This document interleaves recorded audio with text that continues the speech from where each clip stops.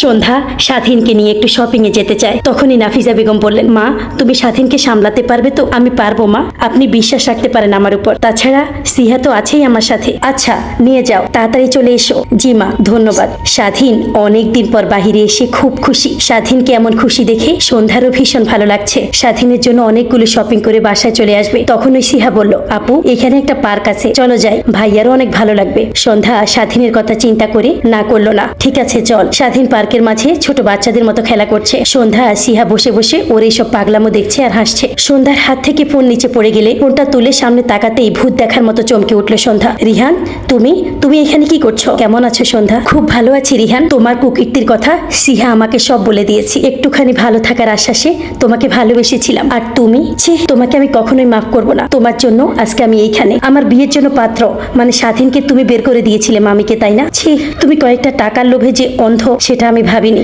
অবশ্য ভালোই হয়েছে তোমার সাথে আমার বিয়ে হয়নি। এমন একটা জঘন্য মানুষের হাত থেকে আমি বেঁচে গেলাম। কি বলছো এসব? নাটক করো না রিহান। তুমি জানো না তোমার আর মামির সব কথা সিহা শুনে ফেলেছে। তবে তুমি যতটা ভেবেছিলে তার থেকে অনেক বেশি ভালো আছি আমি। একটা পাগলের সাথে তুমি ভালো আছো? খবরদার রিহান, ওনাকে পাগল বলবে না। উনি তোমাদের মতো মুখোশ পরা মানুষ থেকে অনেক ভালো। আর সবচেয়ে বড় কথা, আমি ওনাকে ভালোবাসি। সিহা চল এখান থেকে। সন্ধ্যা আর সিহা স্বাধীনকে নিয়ে চলে যাচ্ছে। পেছন থেকে রিহান বলছে, আমি তোমাকে আমার করেই নিব সন্ধ্যা, কথা দিলাম তোমাকে। আমার ভুল আমি শুধরিয়ে নিবই। সন্ধ্যা আর এক মিনিটও দাঁড়ালো না, তাড়াতাড়ি সেখান থেকে চলে গেল স্বাধীনকে নিয়ে। মা, শাপলা এখনো আসেনি? সন্ধ্যার এই কথা শুনে তার যা আশা তেলে বেগুনে জ্বলে উঠল। ভাবি, আপনি শাপলাকে দিয়ে কি করবেন? শুধু শাপলা শাপলা করেন কেন? শাপলাকে দিয়ে কি করব সেটা তোমার না জানলেও চলবে। মা, আপনি কি কিছু জানেন? ও সারাদিন ধরে বাসায় আসেনি কেন? কোথায় গিয়েছে ও? নাফিসা বেগম একটু চুপ থেকে, শাপলা তো বলে গেল ওর একটা খালার বাসায় যাবে, বিকেলের মধ্যে ফিরে আসবে। এতক্ষণে তো চলে আসার কথা, এখনো আসছে না কেন বুঝতেছি না তো। সন্ধ্যা পার হয়ে রাত হয়ে যাচ্ছে। রুমে বসে বসে সন্ধ্যা ভাবছে আজকে রাতে স্বাধীনকে কোথাও যেতে দিবে না সে। সন্ধ্যা স্বাধীনকে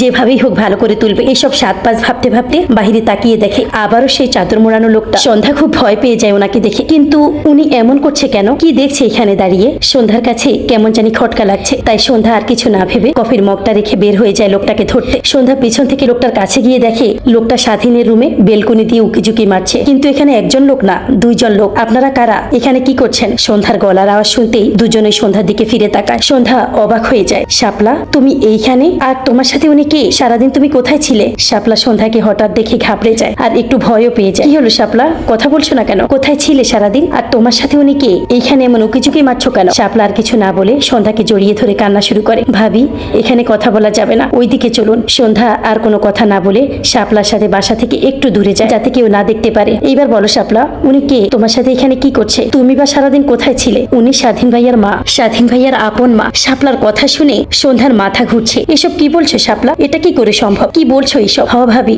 সত্যি বলছি। উনি স্বাধীন ভাইয়ার মা সঞ্জিদা বেগম। আর আমার নাম শাপলা না, আমার নাম সাইফা আহমেদ, স্বাধীন ভাইয়ার আপন ছোট বোন সঞ্জিদা বেগমের মেয়ে। শাপলার কথা শুনে সন্ধ্যা বাকরুদ্ধ হয়ে যায়। কি হচ্ছে তার সঙ্গে? তার মুখ দিয়ে কোনো আওয়াজ বের হচ্ছে না। তাহলে নাফিসা বেগম কি হয় স্বাধীনের? উনি তো বলেছেন উনি স্বাধীনের মা। কে সত্যি বলছে তাহলে? সন্ধ্যা নীরবতা দেখে সাইফা আবার বলতে শুরু করলো, নাফিসা বেগম ভাইয়ার আসল মা না, উনি আমাদের সৎ মা। আর আসিফ আহমেদও আমাদের বাবা না, উনি ওই মহিলার স্বামী। আমাদের বাবা মারা গেছে। মারা গেছে বললে ভুল হবে। এই ডাইনি আর ওই লোকগুলো মিলে আমার বাবাকে মেরে ফেলেছে। অয়ন আমাদের কিছু হয় না, অয়ন ওই মহিলা আর আসিফ আহমেদের ছেলে। কিন্তু তুয়া আমাদের সৎ বোন। কি বলছো তুমি সাইফা? আমার মাথায় কিচ্ছু ঢুকছে না, আমাকে একটু খুলে বলো সব। সঞ্জিদা বেগম বলে উঠলো, আমি বলছি মা শোনো, আমি আর স্বাধীনের বাবা আমরা স্বাধীন হওয়ার পর কানাডায় থাকতাম। স্বাধীনের বাবা মাঝে মাঝে বাংলাদেশে আসতো ওনার বিজনেসের কাজে। কানাডায় আমার বোন আরো রিলেটিভও থাকে। স্বাধীনের বাবা একবার বাংলাদেশে এসে আটকে পড়ে আর অসুস্থ হয়ে পড়ে। স্বাধীনের স্কুল খোলা থাকায় ওকে আমার বোনের কাছে রেখে আমি বাংলাদেশে আসি। নাফিজা আর আসিফ তখন আমাদের কোম্পানিতে জব করতো। স্বাধীনের আব্বু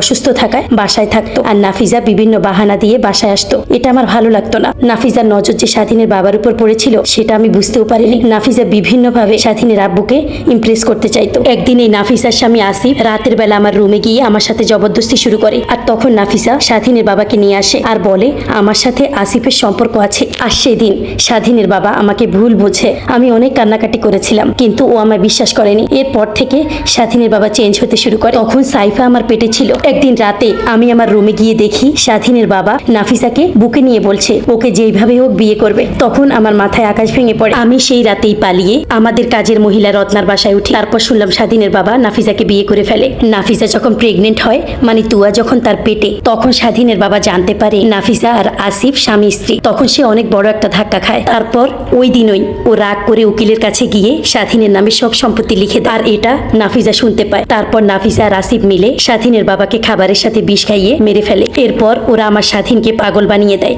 ইনজেকশন দিয়ে। এরপর থেকেই আমার ছেলেটা এমন হয়ে আছে। আর আমি সাইফাকে আমার স্বাধীনকে দেখে রাখার জন্য, একটু খোঁজ খবর রাখার জন্য এই বাড়িতে কাজের মেয়ে শাপলা বানিয়ে পাঠাই। স্বাধীনের বাবা যে উইল করেছিল সেখানে লেখা ছিল স্বাধীনের প্রথম যে সন্তান হবে সে এই সম্পত্তি পাবে। কিন্তু স্বাধীন পাগল বলে ওকে কেউ বিয়ে করতে চায় না। তাই ওরা তোমার মামিকে টাকা দিয়ে তোমাকে বিয়ে করিয়ে নিয়ে এসেছে স্বাধীনের বউ করে। তুমি তো অনাথ, তুমি কিছু করতে পারবে না। বাচ্চা হলেই তোমাকে আর স্বাধীনকে মেরে ফেলবে আর বাচ্চাকে রেখে দিবে। এসব প্ল্যান করেছে ওরা। আজকে সাইফা আমাকে নিয়ে আসতে গিয়েছিল তোমায় দেখতে। সাইফা আমাকে বলল ওর ভাইয়ার বউ নাকি অনেক সুন্দর, অনেক ভালো। স্বাধীন নাকি টুকটুকি সুন্দর একটা বউ পেয়েছে। সঞ্জিদা বেগম কিছু বলার আগেই সন্ধ্যা সঞ্জিদা বেগমকে জড়িয়ে ধরলো। ভীষণ কান্নাকাটি করছে। একটা মানুষের জীবনে এত কিছু ঘটে যেতে পারে। স্বাধীন এতটা অসহায় ছিল এতদিন। তখনই সাইফা বলল ভাবি তুমি তাড়াতাড়ি বাসায় যাও, ওরা ভাইয়াকে এখন আবার ইনজেকশন দিয়ে দিবে। সন্ধ্যার ইনজেকশনের কথা মনে পড়তে সঞ্জিদা আর সাইফাকে বিদায় দিয়ে তাড়াতাড়ি বাসায় চলে আসে সন্ধ্যা। সন্ধ্যা রুমে এসে দেখে স্বাধীন রুমে নেই। স্বাধীনকে না দেখতে পেয়ে ভয় পেয়ে যায় সন্ধ্যা। ওরা আবার স্বাধীনের সাথে কিছু করলো না তো? স্বাধীনকে খুঁজতে সন্ধ্যা পিছনে ফিরতেই দেখে স্বাধীন সন্ধ্যার পিছনে দাঁড়িয়ে আছে। স্বাধীনের চোখ